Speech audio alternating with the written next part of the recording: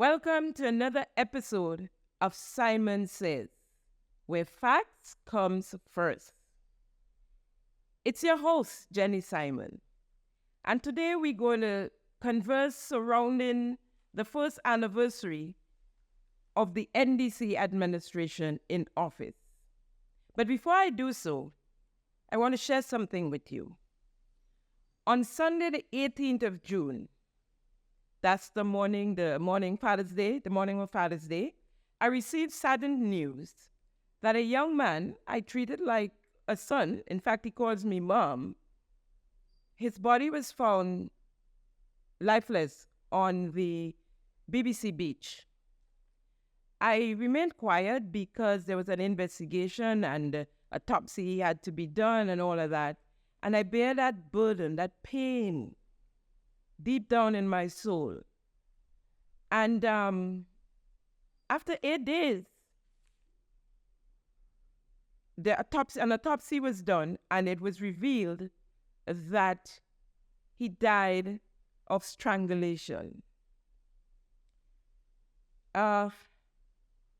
Initially, the first autopsy that was done locally said that he died of drowning.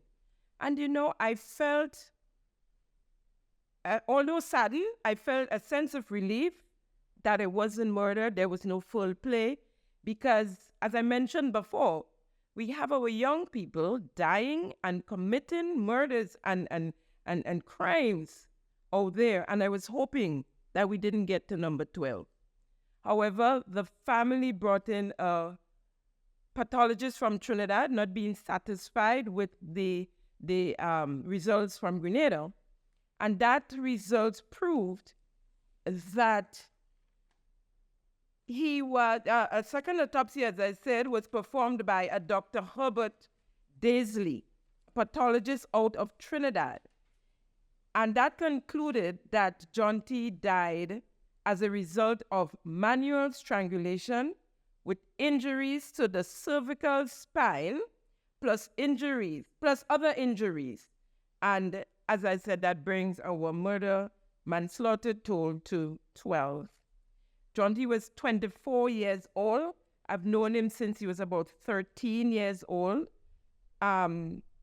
His life, he was a friend of my daughter.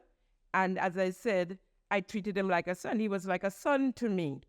And so it is sad for me to be talking about that here today, to say that he was indeed murdered.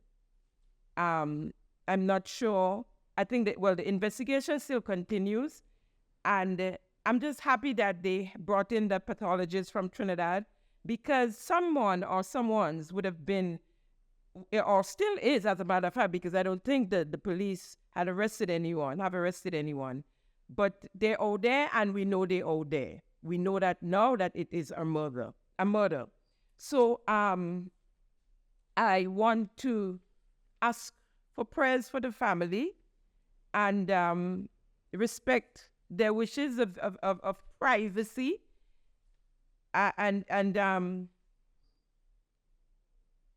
Who's fixing this?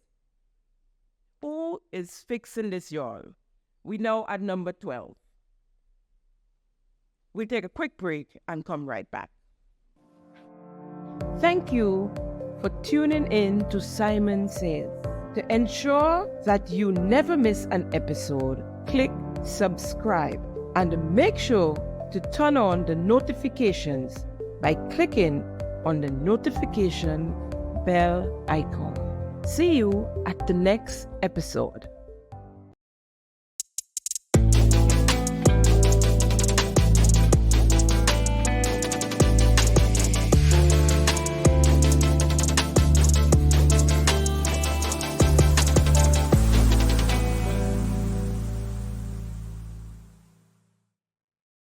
It's been 1 year since the last general election when NDC won against the NNP.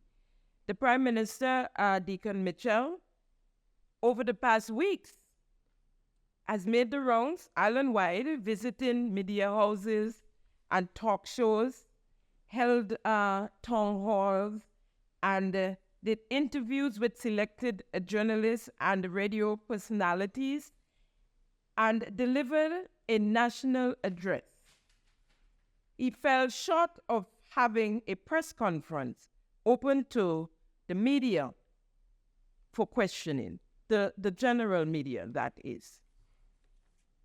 That being said, we were given achievements of his government. And, well, of course, the more obvious one came first. We have payment of pension and gratuity, 75 million. It was an achievement which they promised during the campaign to pay the pension. The opposition, well, no, the incumbent actually at the time promised as well, but then they had promised before in 2018 and did not come true. So I guess people didn't trust and was listening to that because you had the chance to pay, which indeed they did have the chance to pay. They also had the money to pay, but I'm not sure what happened there, and they did not pay. And the NDC came into office and fulfilled their promise of paying the pension. It was court mandated, and so we say here, promise made, promise kept. They went on to dock salaries to the teachers at $2 million, and another achievement, I don't think I heard of that being a promise in the campaign. However, very early, as a matter of fact, when the ministers got their instruments, received their instruments at the stadium, the Prime Minister made the announcement that he was going to pay the dock salaries, and indeed he did. This one, though, is against the ruling of the court, but achievement it is. The whole pension thing, I have a question I need to ask. Maybe I'll leave it to the end. I think it would be more appropriate at the end of our conversation today. And next they had the $500 wage increase across the board to nurses, and that is so they can remain on the job, because quite a few of the nurses are temporary, and they voted on the premise that they would be made permanent. And so with the NDC not being able to fulfill that promise, because that promise was supposed to be as soon as they came into office, and according to the Prime Minister, by the stroke of a pen. And since they couldn't regularize these public servants, they gave them that $500 onto their salary. Some may say in a bribe, but I don't think the nurses took the bribe, because we still have, as I understand it, nurses leaving and going to greener grass, as they would say. So, but I want you to listen to a clip from the now Minister of Finance and the Prime Minister. We take the Prime Minister first. Mm-hmm. Because they would not have acquired land. They would not have life insurance, because they're working on 6 months or 12-month contracts. Mm-hmm. And if they're working, and if the jobs they are doing are permanent jobs that are normal customary requirements for the government, mm-hmm. they should be indefinite employees or permanent employees. They should not be on contract work. And if they're not on contract work, they will be able to take part, like the rest of the persons who are on permanent jobs, mm-hmm. in the normal banking and financial and the credit union mm-hmm. Systems in Grenada. Right. And that is how you create wealth. Mm-hmm. Absolutely. That is how you sustain and raise your standard of living. Mm-hmm. That is how you're able to save money. That is how you acquire a home or acquire a piece of land, or you're able to start a small business on the side. But when you put people on contract work, and when there is no need to do so, then you are putting them in a vulnerable position, and you are doing so deliberately. Mm-hmm. And so the question you have to ask is, why are you doing so? Yep. And in my view, you are doing so because you want to have the ability to fire them at will. So you want to create job insecurity because you want to be able to manipulate them for your own ulterior reasons. Right? So let's make this clear. For those contract workers who are able to qualify for that GDP loan, I'm happy for them. But a significant number of them will not be able to qualify. And the question is, when they don't qualify, what happens to them? They remain on contract work. So what has to be addressed is the fact that the government has to end this contract work, absorb the employees because they are doing jobs that are normal, customary, and required. Let's take, for example, a cook in a school. If you have a school feeding program, that job is required indefinitely. There is no reason to put a cook on a contract work. And remember, when you put her on contract work, she has no pension. She has no chance of getting health insurance. She has no chance of buying life insurance because the incomes are very low. So we heard the Prime Minister, in his own words, saying all the wrongs about contract work and how easy it is to regularize them. But to date, the workers are still on contract. And so this $500 is what was given to them to appease them. I would scratch it off the achievement list. I don't see that as no achievement, really, of any government, especially this one here. And so I would scratch it off the achievement list.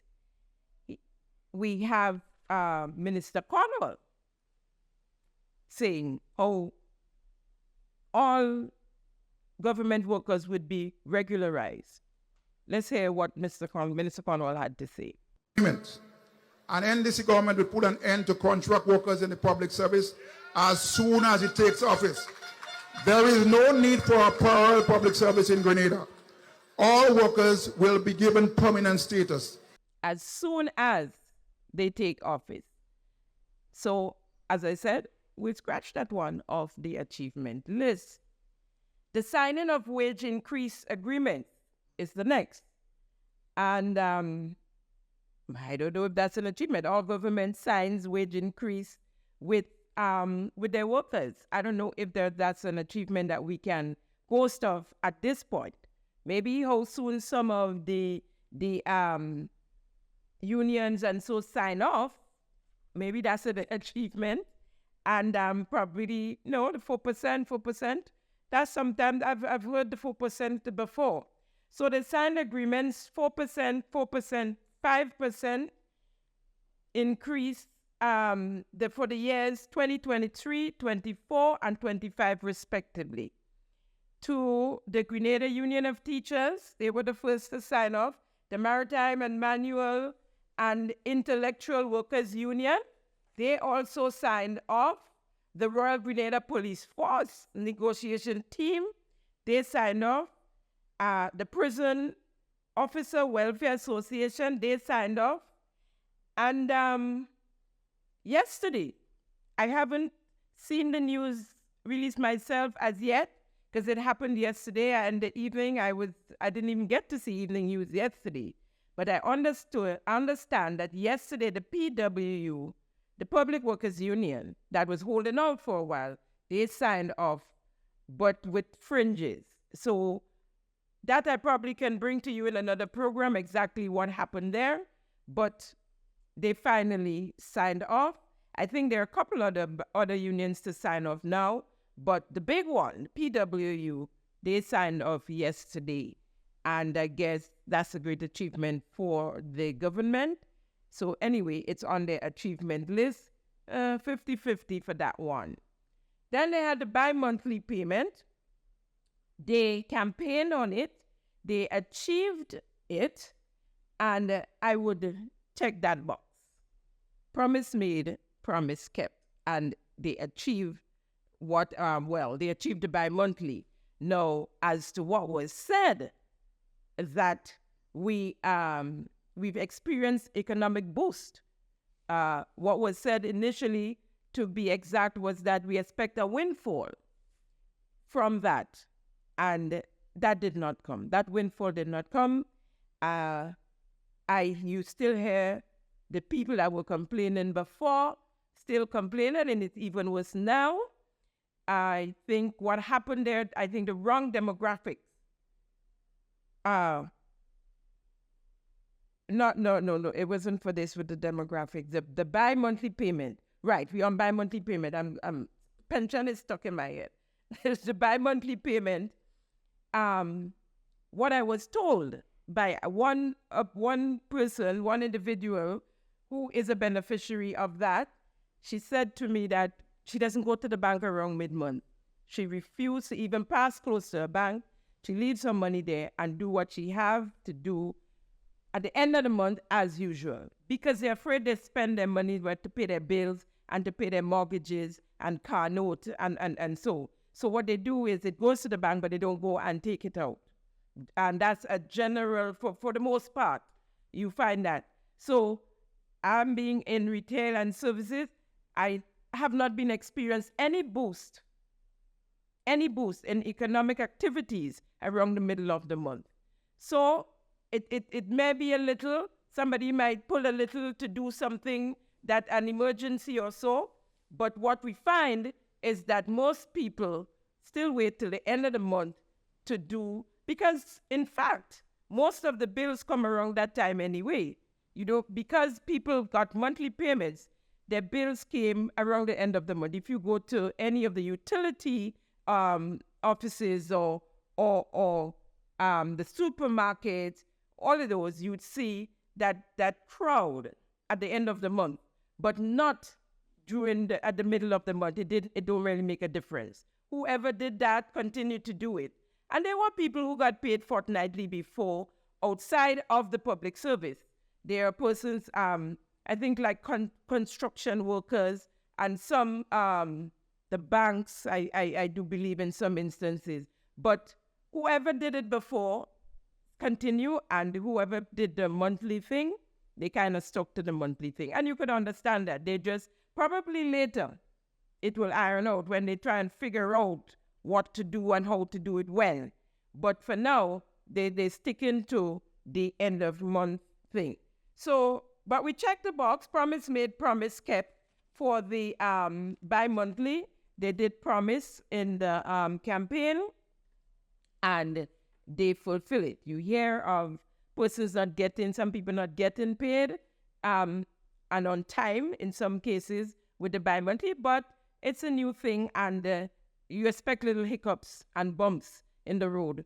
So I think eventually that would iron out and all will be well. Strengthening our economy. On the strengthening our economy, the Prime Minister mentioned the Says program. I would not tick that box. I'm sorry. The Says program, at least not yet. Maybe in the next year, when they assess that program and see how it went, the recipients, their accomplishments, their success, then we could say we have achieved something. Some of these persons only a couple of months ago, as late as a month ago actually, received the money. The monies were given to mostly NDC supporters. To do, some of them to do what? I don't even know. But we have to wait, because we can't just give monies to people and say we have achieved something. The monies were given to them. It was supposed to be entrepreneurs so that they can start businesses. In most cases, that's what it was supposed to be. So we have to wait. We have to wait on that one. That one is a wait and see. So we'll scratch that one off the list for now. As I said, let's wait till the next year when we can say we have a thriving business, the person have employed others, and so we're doing well there. So we wait on that one. The Says program as well, that was an initiative of the NNP. That is a part of the NNP's program, I think with the MSME one that they had with GDB, where they gave very low interest loans after the COVID. Yes. So that is part of that program. So that one we scratch off the list. Then comes the CBI. That's a big one. That's a big one. I'm not sure what the CBI program is doing there on the achievement list. The CBI is a program of the New National Party when they came into office in 2013. I said here before that it was condemned blatantly by the NDC. It was for selling our passports. I know one leader had a way of saying it was our passports are being sold as fish cakes on the market. One, so I don't agree that that is an achievement of the NDC.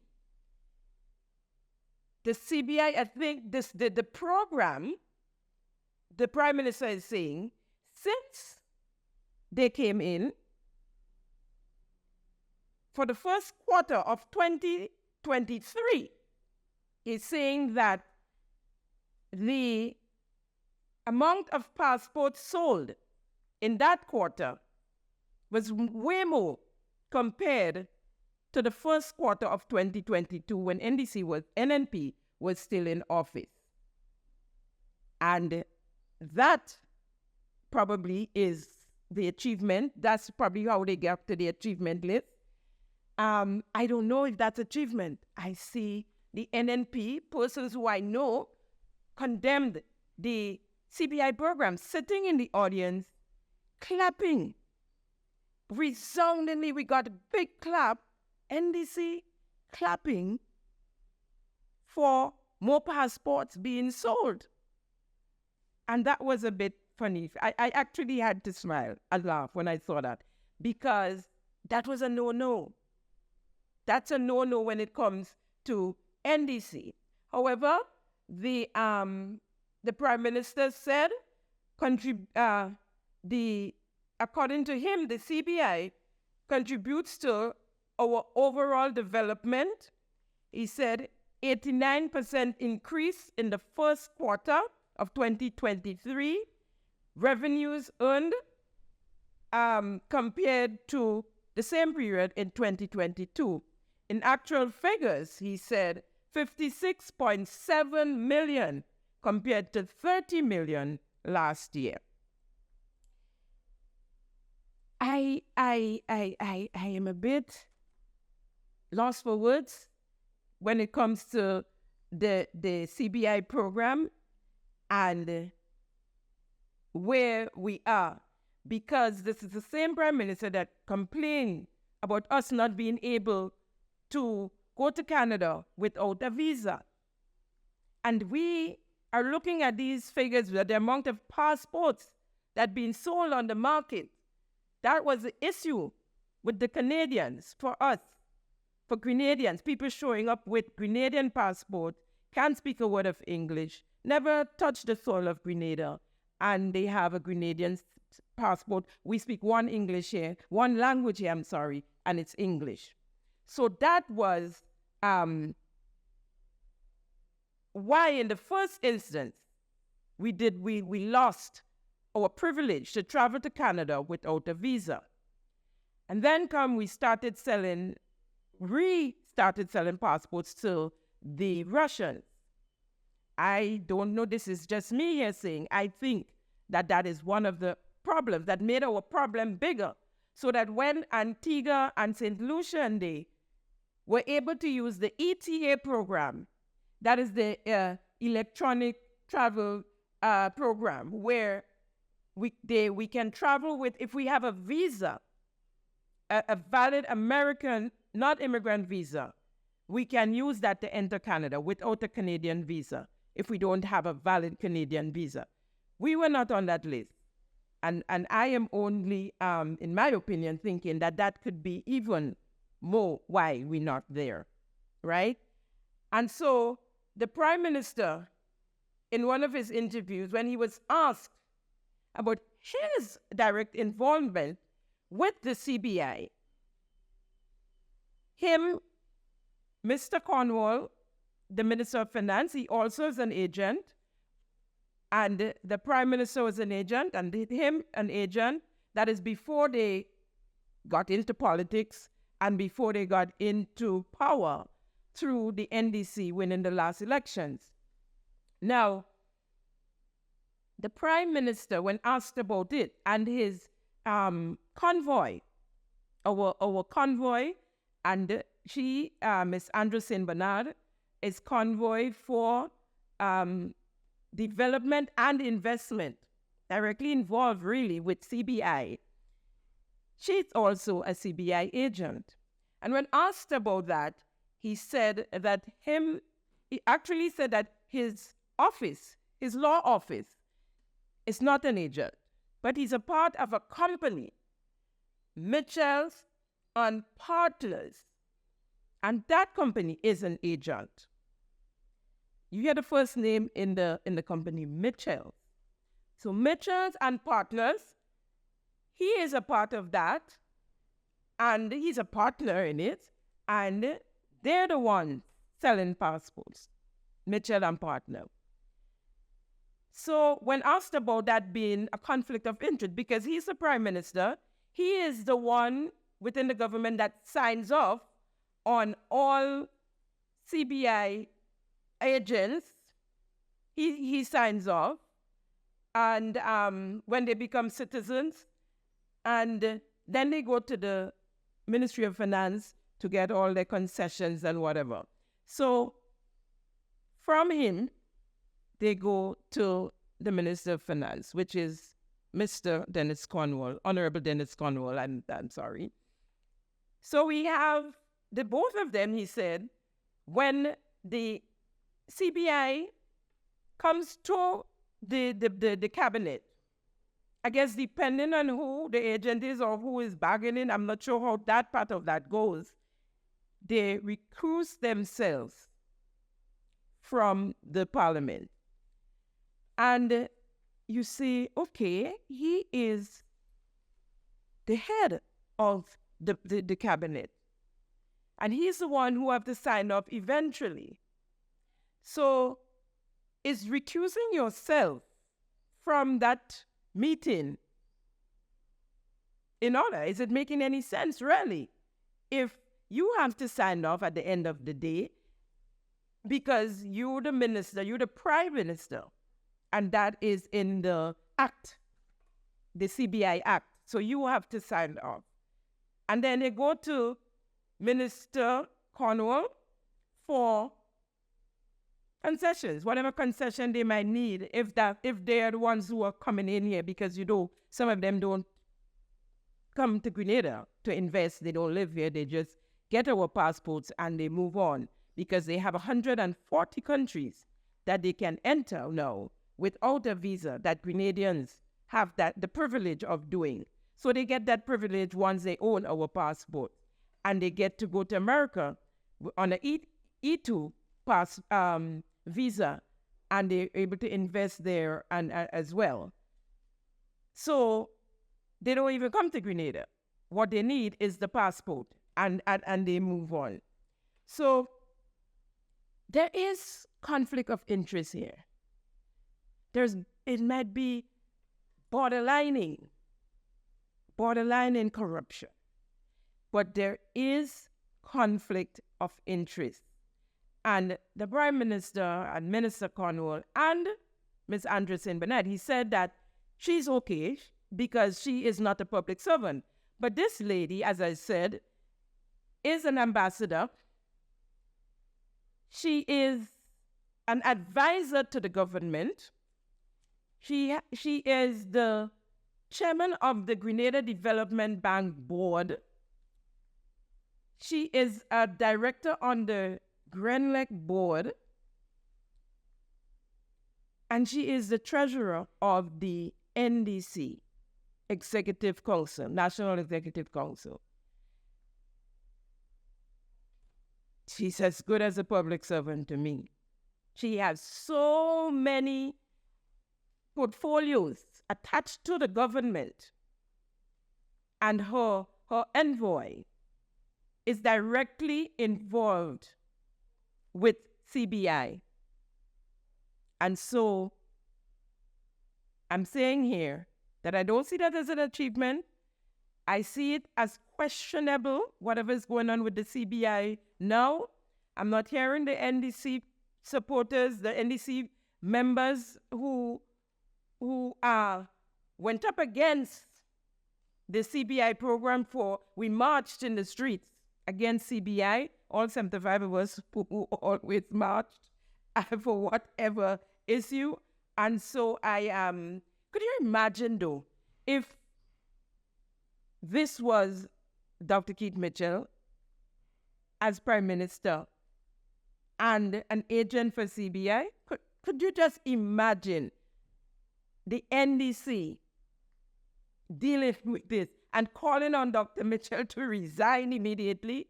But the NDC complained. So the late Sir Royston Hopkins was the chairman. And it was so that you can give young people scholarships and to both local and international scholarships.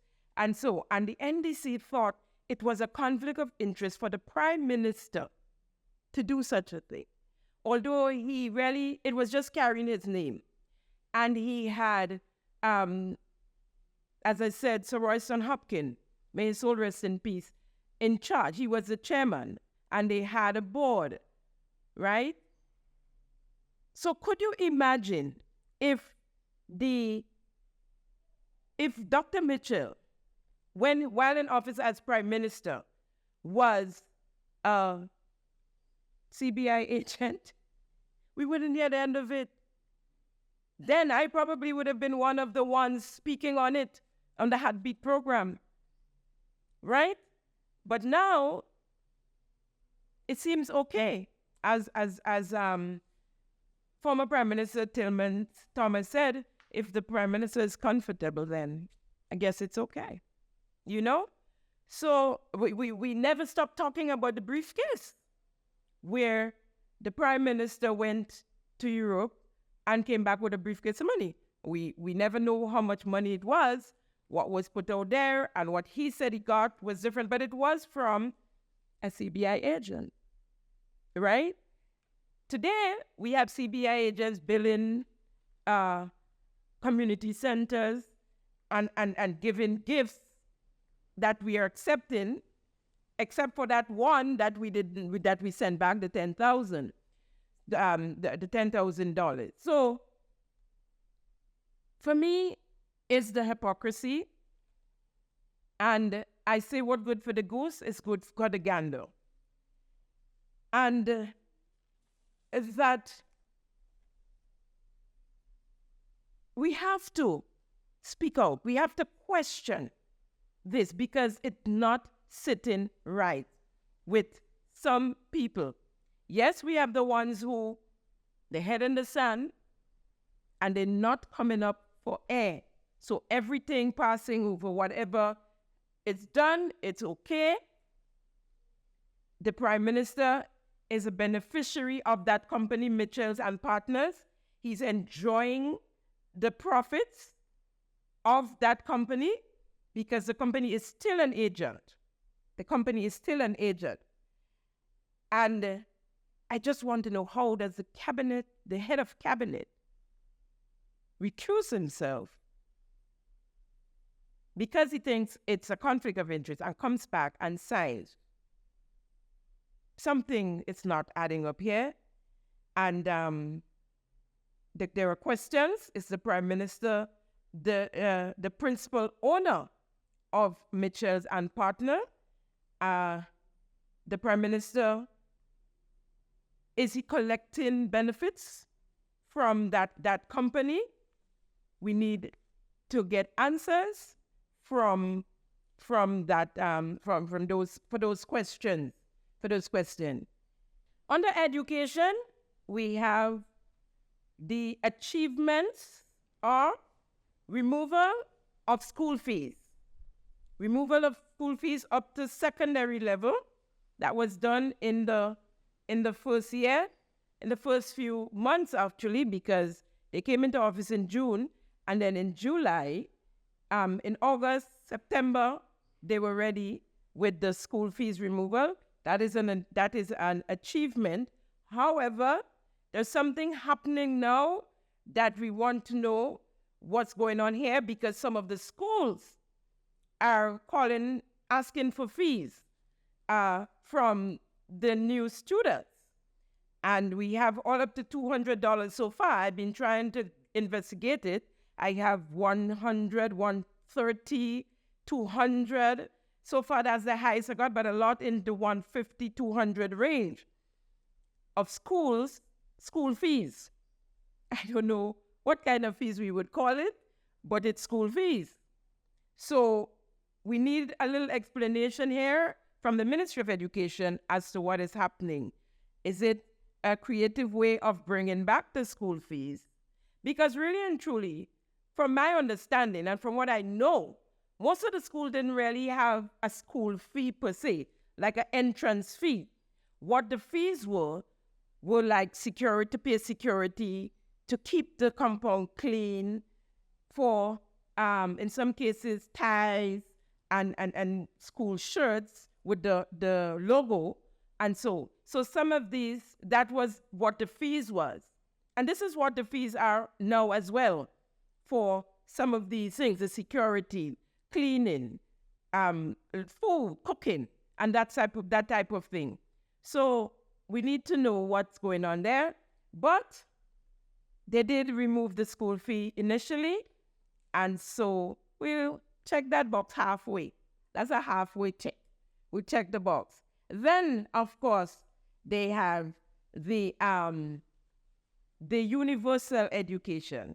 I smile, and you guys know why I'm smiling, because why I'm smiling, because I remember saying the way that was done in a rush, it had to be to go on the achievement list for education. They didn't have anything much, so let's add that to, let's rush and put that on the achievement list, because it could have been done a year ago. It could have been spoken of and then materialized at the end of this term when the students did their CPA. But we had it a few days before the CPA was announced. We heard of universal education. That I would not check, because we have to wait and see how that materializes. We know that our schools, as they are not outfitted for that, for that purpose. And so they have a couple of months to work on it. Maybe they will. In my opinion, what we need to do is build a couple of schools with technical programs for the students that are not academically inclined, because putting them up in secondary school and they're not academically inclined is even worse than leaving them back in the primary school and giving them another chance at the CPA, or another 2 chances actually, because they do it at 11 plus now, right? So that I would not check. Let's wait to see how that materializes. If in fact the schools, both primary and secondary now, are being outfitted for that program, if they have the capacity to manage such a program within the school system as is now. So this is another wait and see. So we'll scratch that one off. Social assistance. And the Prime Minister said abuse within the system being reduced. We don't know that. We don't know that. What we know is that some NNP people are being removed and NDC people taking their place. We know that for sure. We also know that while the list was being sanitized, as they call it, they said the list was being sanitized, all sorts of things was going on with that list. They now have Sister Delma with them, who was responsible for that list. But now they're saying there were dead people that a doctor was on the list, people that don't deserve to be on the list. They remove persons. So we have to check in with Sister Delma on that one. What happened there? And if she did not notice that, and her staff, or are they responsible for that? Right? But since she is in the bed with you now, in the nighttime, you can lie down, hug up, and talk about the list and why is it like that. So the list was being sanitized, as they said, And while being sanitized, they added 500 new persons were added to that list. It'd be interesting to see the list and to know who these people support. The 500. It'd be very interesting to see how that was done, who these people are, why they were off, and why they're on now. Very, very interesting. That's a lot of people. As a matter of fact, I saw something new from the Minister Philip Tellisford, saying that they added 700.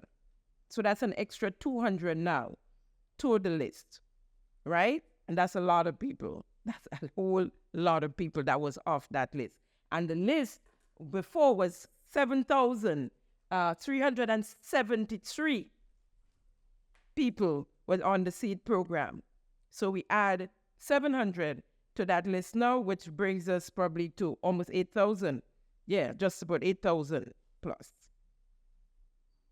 Social assistance continued. He said 647 low-income Chinese built housing units, all built under the NNP. So I ready to scratch that off the list already. Let's hear what he's saying here. So he had 647 low-income Chinese built housing units, and they would be delivered in July 2023. So that in the next week or so, to persons. All these houses were built under the NNP administration. So I'll scratch that off the list. The Prime Minister, he promised to build 500 houses a year for Grenadians. Grenadian-style homes, individual homes, because he said, that's the kind of thing the homes Grenadians like. Agreed, it's true. And we have not seen one yet for this year. So we'll give them a pass for that because things happen and they have a lot going on, morning air and all of that, and a lot happening.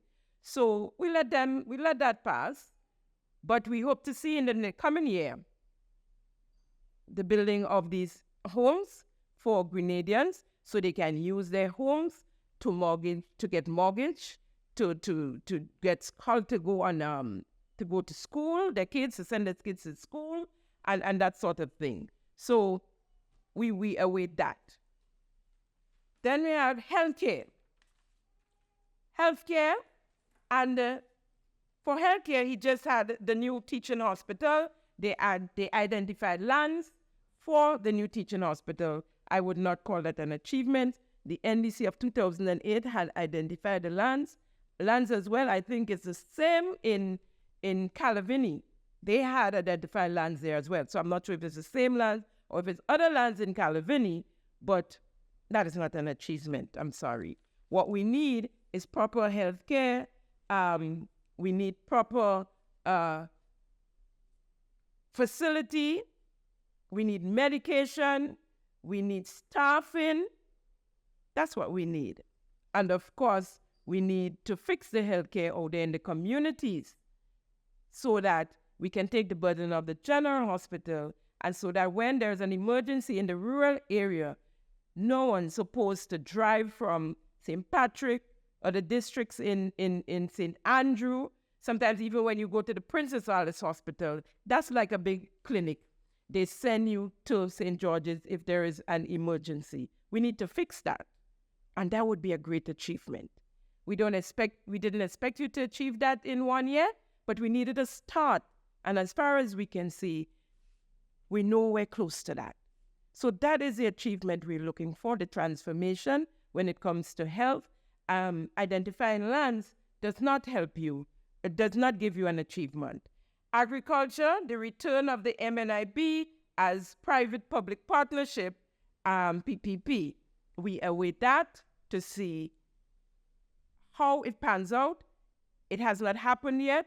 All for now, our marketing board is in shambles, and so we need to get that back up and running so the farmers can enjoy this benefits from sales, and so that the locals, we can eat well and not just removing, adding tax to sugar, but we can have access to vegetables and fruits, fresh vegetables and fruits, more access than there now, because sometimes, like now, you can't find some vegetables and fruits. So we need the marketing board, and that would be back and up and running, and that would be an achievement then, right? So we can't add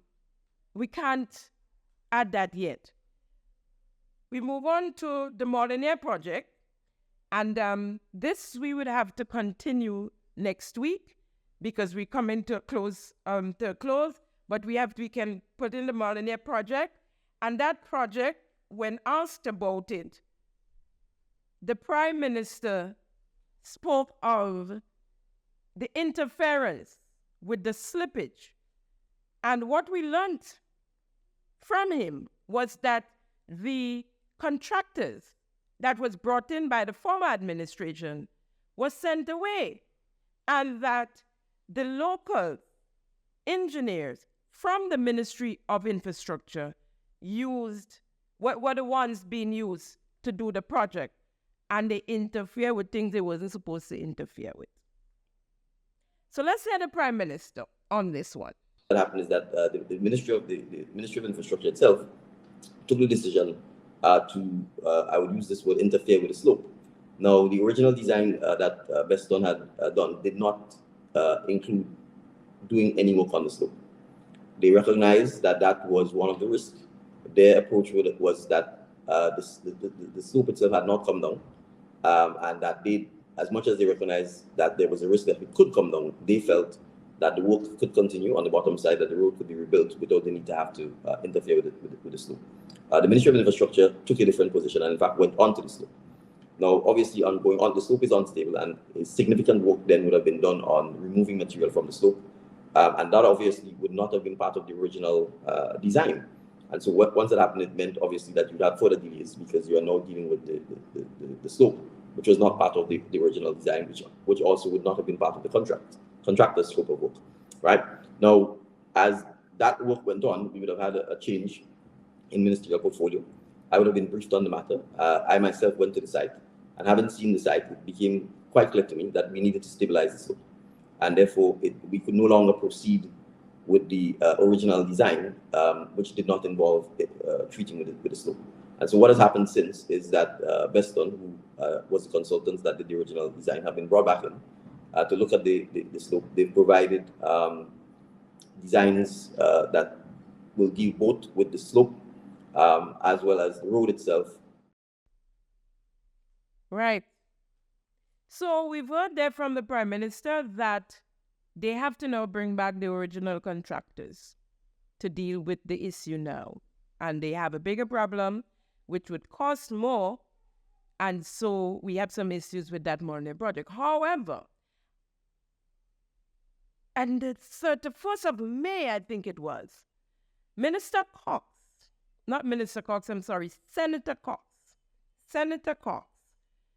was on a program, a talk show program, and he outlined basically the same things. But what we had was the NDC saying he's a liar. I mean, they abused him in the worst way of that program, under the live, on the call-in, long after, like he didn't know what he was talking about, go and sleep. And it was just disheartening to hear, especially from the call-in, when somebody call in and use strong languages. And what Minister Cox said then, and what the Prime Minister said now, and well, that's the same thing. Let's hear what Minister Cox had to say. No, we're hearing some of the issues that they're having now in terms of the feasibility study and stuff like that was not properly done and all of that. Could you that is false. That is false. Now, what happened when the government came into power? The consulting firm that we have, who did work with all the designs and who was managing or supervising the project, they were removed from the project. All right, they were written and asked to remove from the project. So they were basically fired. Now, they didn't understand what that meant. No, you take away the key person who is going to help, is going to be guiding the contractor to implement the project. The company who actually prepared the designs, you ask them to leave. So what happened is that they now rely on the engineers in the Ministry of Infrastructure to do the supervision, and that is where everything went wrong. If you notice, there is significant excavation on the slope. Yeah. Those excavations were not to ever happen. All right, that was not to happen. The slope, because of the slope, the unsteadiness of the slope, there was a particular type a technique that was going to be applied to stable the slope using what they call geotextile wrapping. I'm going to all the technical stuff, but that was not to happen. So they started cutting, and the slope became more unstable. And so that is the challenge of the project. The project has significant cost overruns right now. But what we've learned recently, they have now asked the consultant to come back. So what we've heard, and practically the same words have been used from the Prime Minister and from Minister Cox, is the same thing. The engineers from the Ministry of Infrastructure interfered with the project. They did not know what they were doing. The land started to slip, and now we have to basically start over with more problems. And they have to now recall the contractor and consultants that they sent away. They now have to recall them to come and try and fix the matter. Folks, we are out of time actually. We would continue this next episode. And I want to thank you for joining the Simion Says, Simion Says today, and see you next episode. Same place, same time. Bye. Thank you for tuning in to Simion Says. To ensure that you never miss an episode, click subscribe and make sure to turn on the notifications by clicking on the notification bell icon. See you at the next episode.